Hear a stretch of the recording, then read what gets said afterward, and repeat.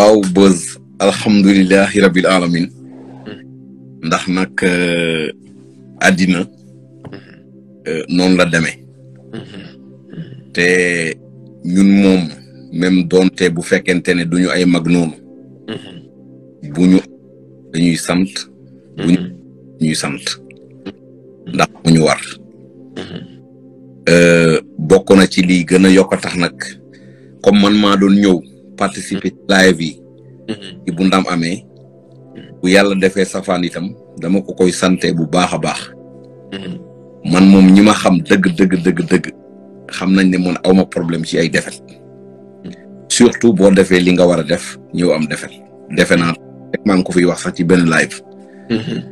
waaw donc défaite moom bañuñu ko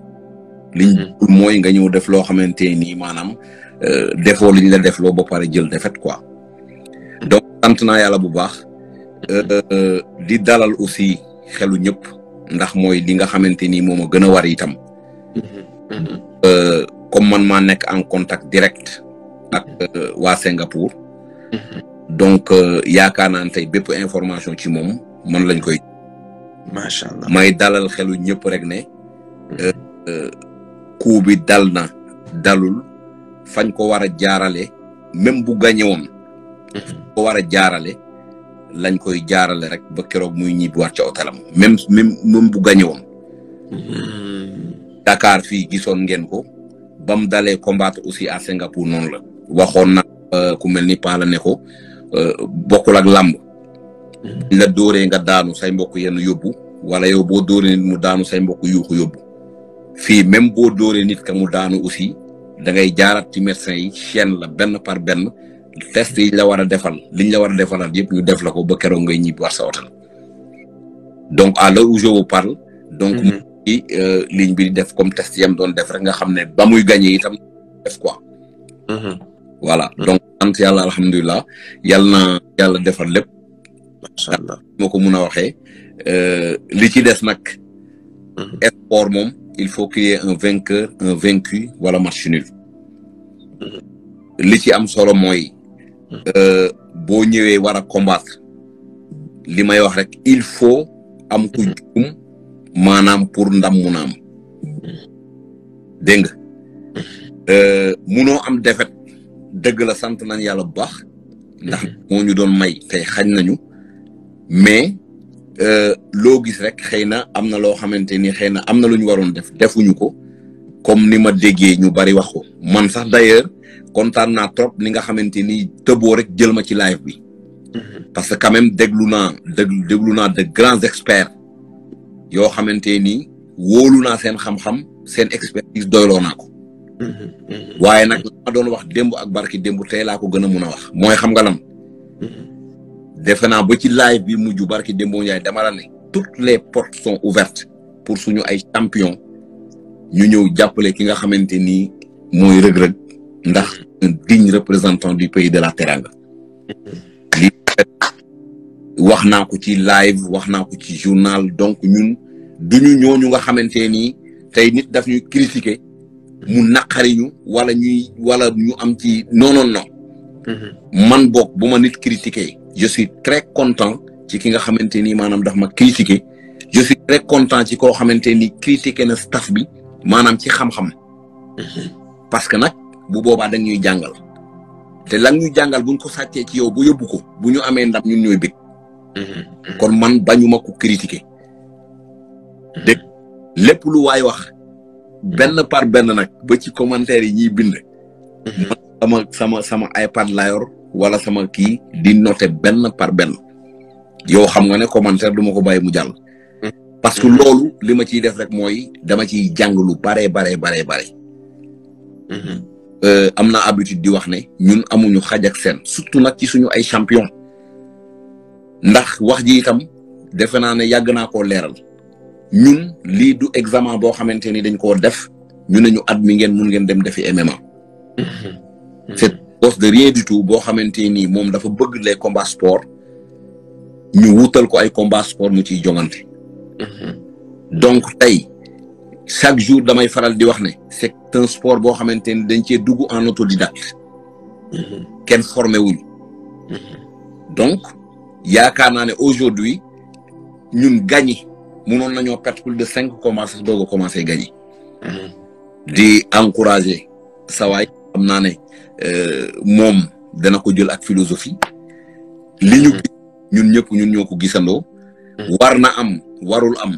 mooy man bi nga xamante ni bi muy am maa ngi en direct ak ñoom ci téléphone bi dañ ko wekk ci case bi donc nee naa leen du problème. manque d'expérience mun na ci am te loolu méttiwul parce que nag nit nañ waxante dëgg xam-xam dañ koy jàng waaye l'expérience ça se vit dañ koy dund. donc mun nañ la nax ci benn expérience boo xamante ni xëy na xamee woo ko woon noonu. comme moom kenn du ko ci blâmer. muy par exemple li nga xamante ni moom mooy cloche bi. bu sonné c'est pas l'arbitre moom moo sonné. mais moom moo censé pour taw pour séparer leen. diggante bi cloche bi bu cloche bi sonné nag nga bàyyi te arbitre bi séparé wu leen boo fa jëlee coup loolu manque d'expérience la rek. la mu jàppoon mooy sama soufflet moo leen boole sama soufflet moo leen di tàggale bu déggee soufflet rek wàccee gardam donc waa ji yoxu donc loolu lañu gis ku mu neex nag gisee neneen mu neex gisee ñu la neex loolu moom comme li ma wax rek ñun aussi suñu gis-gis rek lañ yor te ay nit rek lañu nag. dégg nga ba pare di rappeler rek ne nañ sant yàlla te comme ni ma déggee nga koy wax duñu def dara lu dul jóg dem defaru yi rek ndax lii du loo xamante ne ñun xamuñu ko. waaw xam na bu baax a baax dem xeex ñàkk wala dem wuti loolu ñun xam nañ ko. donc du loo xamante ni tey dañ koy jël ak dañ koy bañ a jël ak philosophie. mooy xam naa ne wax ko ci live ak ñàkk koo wax ci live mooy li ci nekk booy yi moom xam naa ne staff bi ak kum ci munti doon tey wóor na ma ne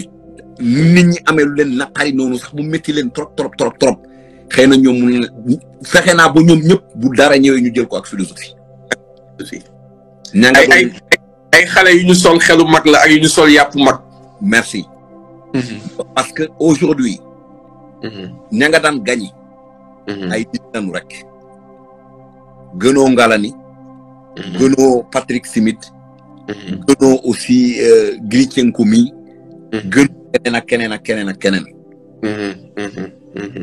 yaa ngi dégg. Sofiane Boukissou. bi ngay combattre moom fii Sénégal. objectif tubaab bi yëpp moo nekkoon mu dóor la ba yeew la ci sab dëkk. c'est objectif te ku ne xam na loolu. il a eu 9 combats kenn musu ko dóor mu daanu. kon kooku moom xanaa boo ko bi nga ko gagné daa war a xaru. bi nga ni nekk na ci professionnel la mu entraîné woo ko il était au MMA Factory. jóg tàccu la. waaw ñëpp tàccu la. kon wax dëgg yàlla da ngay sant yàlla. waaw comme li ma la wax nag encore une fois danaa répété wu parce que tey tous les grands champions gisoo ci kenn daanaka quasiment koo xamante ni ñamul defet ba mu yokk la jom. borom mbir mi xam naa kenn du ko ci ne amal jom. wala borom mbir mi kenn du ko ci ne lan nga ci jàngat ndax comme li ma la wax rek lii mbir la moo xamante ni ñun xam nañ ko. surtout ñaari aspect boobu. waaw rek kenn du deuxième aspect bi rek kenn du wax ni dafa ñàkk jom. déedéet. tey kenn waxul ni entraîné wul. ñu bëri sur entraînement ay dégg. wala fatigue. tellement fournir effort fatigue kon foofu ñàkk jom amu fa. moom jàngat rek. waaw ba pare maa ngi dégg gars yi wax dëgg yàlla gis nga salle bi ñu am. bu defet amee rek defet ñëw na. mais salle bi ñu dugal rek mu fay entraîner. salle bi defe naa ne Dubaï soriwul te ku mu neex dem vérifier. aussi ñu bañ di tëkkale loo xamante ni bokkul ñun dañoo nekk dans ci suñu ay début. nañ waxante dëgg dañoo nekk ci suñu ay début. il faut pas nga tëkkale ñu ak Francis Ngannou nga xamante ni am na 19 combats et quelques. gis nga li mu ci perte. gis nga trajectoire bi nga xamante ni moom la jaar. te ñaan nañ yàlla gën Ngannou palmarès suuf. donc aujourd'hui mbir mi ndar xewul rek sotti foofee ñuy wax ñi nganu fa muy entraîner bàyyi MMA Factory keneen ak keneen fa ñuy entraîner bàyyi seeni réew yan moyen lañ fa demee loolu c'est une question à se poser. Financièrement c'est pas évident hein? Même Dubaï bi est-ce que moi je me demande est-ce que li leen di fay am ngeen ci dara parce que loger et son coach à Dubaï de façon permanente c'est un investissement. bu ma la waxee combien de millions il a mis sur ses entraînements mun nga ko bañ a gëm mais c'est pas évident waaw donc bu fekkente ne entraînement kese man xam naa ne wax dëgg yàlla entraînement bu mucc ayib li may dégg nag ñu bari tey di reprocher am na loo xamante ni man du sama xam-xam xam nga premier combat ak Ngalani ba ma demee réunion Five Palm Hotel Dubai ba pare ak gars yi ñu ne ma kenn lañ la mun a may nga dem yow demal ànd ak Omar man ne leen sport de combat naka laa ciy demee di ànd ak Omar man bu combat bi méttee lu ma ca mën lu dul ñëw jege la rek naan la defal nag c'est pas de mon domaine calaawoo coach bi ne ko bu ma ñibbisee Sénégal nga préparé ngeen ànd dem Dubaï ngeen ànd dem Singapour pourtant y a beaucoup de gens bi ma leen waxee ne leen coach bi mooy dem dañ maa ne non am na ñoo xam dañ maa ne yow rek yaa ma ko mënoon wax sax ba ma gëm ko parce que am nañu ne aujourd'hui xëy na amul fenn foo xamante ni saa war na fa dem te dew ma mais man j'essaie de mettre les gens qu'il faut à la place qu'il faut donc moo waral la ma ko waxoon rek man mun naa toll fii yore samay téléphone lépp lu ma war a liggéey mun naa toll fii Sénégal di ko liggéey à Singapour même bu dul woon affaire MMA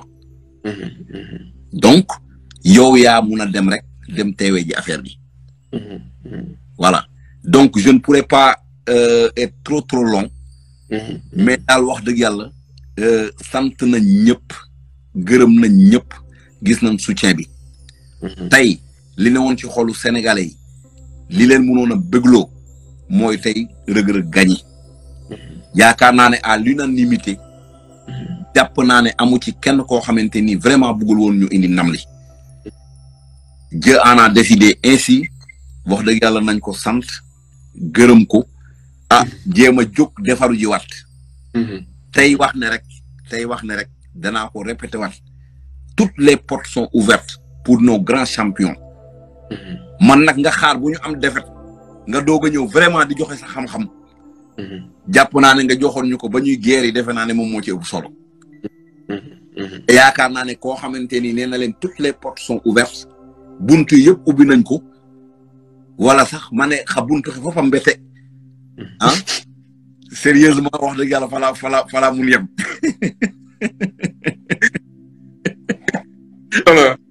fala mun yem ñu baal ma vraiment parce que xëy na am na ñoo xamante ni am nañ sax lu naqari ci seen xol donc xëy na bu ñu ma gisee sax ak xam nga réegeeg ñoom it seen yooyu waaw sportif comme ni nga dugg see rek waaw parce que il faut aussi apprendre à être dignement c'est important loolu wax dëgg yàlla man képp koo xamante ni damay ànd ak yow toujours li may wax rek moo di ci nekk gënoo fi nit ñi ba nga xamante ni yàlla moom moo décider loolu sa destin yàlla moom moo koy décider li nga def nag li nga xamante ni moom nga war a def waaw def li nga war a def yëpp daal def nañu ko gis naa ñoo xamante ni ñu ngi commentaire sax naan dafa sonn en tout cas loolu lépp c'est des aspects techniques yoo xamante ni xëy na duñ ko wax ci live mais na ñëpp jàpp ne ku wax ci live bi dégg naa la te man wax na nangu naa ku ma critiquer nangu naa ku critiquer staff bi yëpp parce que aujourd'hui boo critiquer staff bi yëpp man xam naa la ci sama responsabilité mais ña ca des itam xëy na man maa leen ca dugal danaa xam les responsabilités vont se situer ñu ànd rek dem nag équipe de football bi fi gën a mag dañ koy gagner foo xamante ni kenn foogu ko woon